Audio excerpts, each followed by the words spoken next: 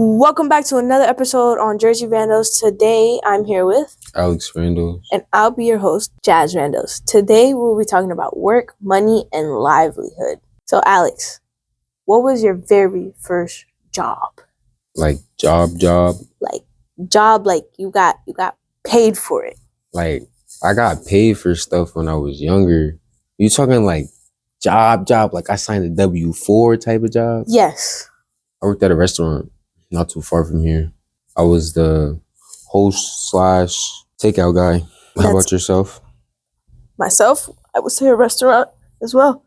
A word? I had two, but I was in New York, so I would put our family owned restaurant. That was Oh, that's dope. an experience for sure. I could believe it. I could definitely believe you. Did you always grow up knowing what you wanted to do? I always had an idea of what I wanted to do, and honestly, where I am right now it's like it's not necessarily the opposite, but it's not really the field that I thought I was going to be in. But I did have an idea. Like growing up, I wanted to be an engineer. Even now, technically, I will keep be engineering stuff with a camera. You know what I'm saying? Right. I'll be freaking the settings. I'll be freaking my pictures. Be creating art. That's what engineers do. They create. How about yourself? Me, I always thought I wanted to be a cop. You know, growing up in the household I did, it was always cop, lawyer, doctor. Mm-hmm. And I said I wanted to be a cop because I thought it was one of the coolest jobs out there. But growing up in New York, you tend to change your mind. So that changed really, really fast. It went straight into sports. Basketball was, I wanted to be, my profession to be basketball, or I wanted to be an orthodontist. They give a lot of money. A lot of money. Yeah, I sports was my first love. My initial goal was to be a professional football player. That was the goal. And then as I got older and I went to high school and was still playing football, I was gonna go to school and do sports medicine so I could take care of myself and understand what is going on with myself, so I don't gotta worry about anybody else. As you should. You had something you wanted to do. Yes. Growing up. Now living in the future, Can you go back and tell that kid that's still a lifestyle you want? To be an engineer? Yes. I can still be an engineer. I know for a fact I can still be an engineer. Engineers make bread. They make good money. And I feel like I have the knowledge, or I can gain the knowledge, and I'm open to gaining the knowledge to do what an engineer does. It's a whole bunch of different types of engineers. There's computer engineers. There's engineers who work on like bridges. It's a lot. It's a lot of different types. And I feel like I'm open to the knowledge. Just gotta put the work in. I want to follow it. I agree. You have a big family, sort of. Nah. No? No. Okay. My family's super small. Really? Yeah. You had like a big family. Mm-mm. So with your small family, makes my question even better. How was it with support-wise, with what you wanted to do? Because I know you're the youngest. My family has given me the mentality that I have and I carry with myself now. I could do anything I put my mind to. That's the best way I can answer that question. Because that's what it is. Anything that I put my mind to, they have supported me full-fledged, 100%. Anything that I said I wanted to take the risk with, they supported me. When I was younger, I was a child actor. They supported me with the child actor. When I was younger, I was in my school choir. They supported me with that. They supported me playing basketball, baseball, football. They supported me when I was fencing. They supported me when I was doing a whole bunch of different things. And they're supporting me now, even with photography. So they've always let me know that knowledge is important, and what you know is what you know. Nobody could take it from you. So try to gain as much as you can. That's what they've instilled in my head. Do you believe in the smaller your circle is, the better? Your life is? Yes, Heck yeah. Too many people is too many people to worry about. I 'Cause agree. I don't even people that be close to you, you can't even trust them all. So Right, I would agree on that.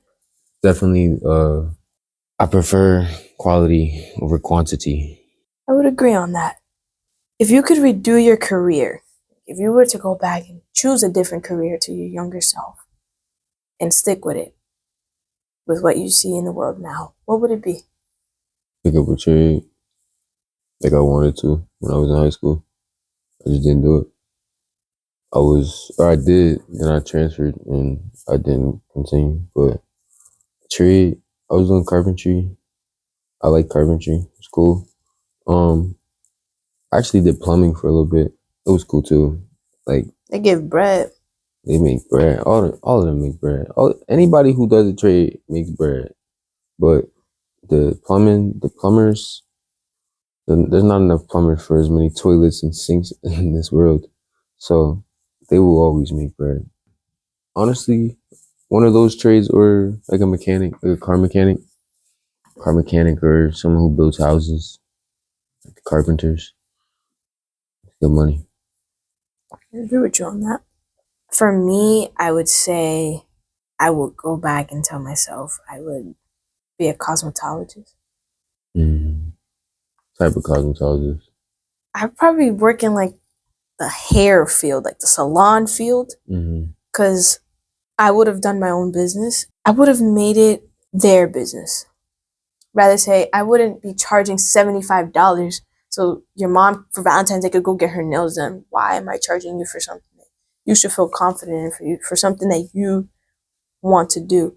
And it's like, that's just my heart for people. Not a lot of people have that, right? It's business at the end of the day. It's like, what am I gaining out of it? But I wouldn't have started something so big that I spent like $8,000 on. Probably start small, and I'll receive back small, but I'll receive a lot of customers because of how affordable it is.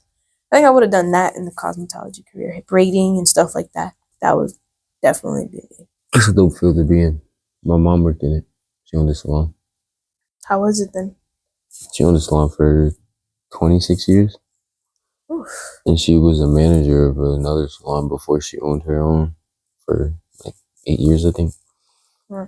She enjoyed it. She enjoyed it, and she enjoyed like making people's days, making people happy, making people feel as pretty as they want to feel. Right.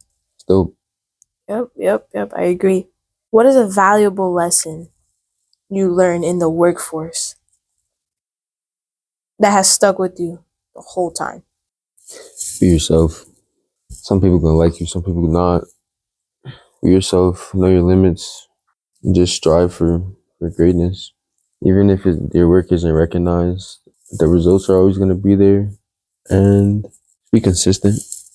Just try to be consistent. When we're consistent, we can talk about our world, like from your younger perspective to now, including in the work type of area. I always, since a child, knew I was gonna be some sort of leader.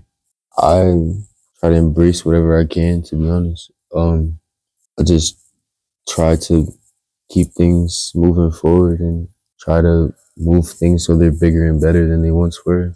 Whatever it is, takes a lot more work, but raising the ceiling, raising the bar is something that you look back at and it's something that you feel accomplished for. It's a dope feeling. I would agree with that. Everybody has that one bad work experience. Talk to me a little bit about yours. My last job, it was just all over the place. They were expecting a lot out of me, and not the people that have been there so long. I seen a lot of a lack of effort from the people that were working here for so long, I think and it's favoritism plays a role in there. yeah, and I hate that. I genuinely hate that. I feel like people should be measured off of their work ethic, what they provide, and how they do, not just because you've been here for however long. Somebody else needs to pick up your slack. It's not okay, in my opinion. That's all I really want to elaborate on. You mentioned, right, you have a small household. Anybody else in the house had a similar career path to you or what you had? My sister went through One Stop back when they were good. When I think Sharp James was mayor. She went through One Stop and she ended up working in the law, in the courthouse. And then she growing up, she ended up working at the same restaurant I worked at. But besides that, honestly, no. My sister, yeah, no, not really. Really? Not really. She went to school. She went and got her master's, Ooh. and she's furthering her education now. I haven't went to college. I do plan on getting a degree. I've always seen myself with a degree.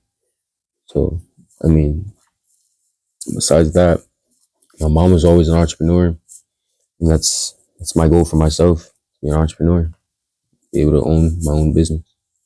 Talking about you owning your own business, sorry.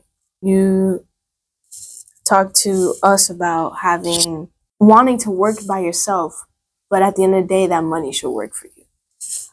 Mm-hmm. Elaborate more on that. Every business owner wants their business to run itself. Every business owner wants to be able to make money and print money in their sleep. Having something efficient where your business is doing it for itself, I mean, that's a major accomplishment. In our term, like as photographers, like me hiring people and them coming back to me with a certain quality and a certain amount of content, that is me making money in my sleep. Right. Right. But I mean, that takes time to get there, and it takes a lot of hard work and a lot of effort. But I feel like it's worth it because everything that you put your time into, you can scale if you believe that you can. I agree. 100% agree. Lastly, give one piece of advice to a teenager going on the work path compared to your experience. Well, based off your experiences, sorry. Based on my experiences, to a teenager, Yes. believe in yourself, know your worth. Know your worth. Know Right. your worth. That's really the best thing I could say. Know your worth. Know what you provide. If you don't provide much, then Don't expect much. honestly, yeah, that's the Yeah. truth. If you feel like you're not really putting your best foot forward and you're not gonna bring much to try to help whatever you're a part of, then you shouldn't expect to get all the flowers and everything because you're not doing what you should be doing. If you're doing what you're supposed to be doing, you're doing it on a consistent basis. And then there's people who over deliver and do more than they're supposed to do. I agree. Those people can, depending on what you're doing it for and who you're doing it for, you can bring yourself out or you can further your position. That's why the best way I can say it is just know your worth. Know what you can bring to the table and don't let anybody diminish it. If you feel like somebody's trying to steal your light, then maybe that might not be for you. Everything happens for a reason. God has plans for everybody. I think that was well said. Thank you. Thank you, everybody, for watching. We'll catch you guys in the next episode. This is Jazz Randos. Alex Randos. And we're signing out. Peace. Peace.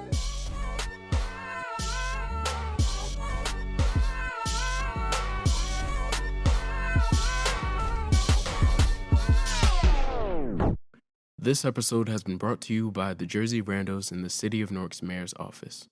Thank you for watching.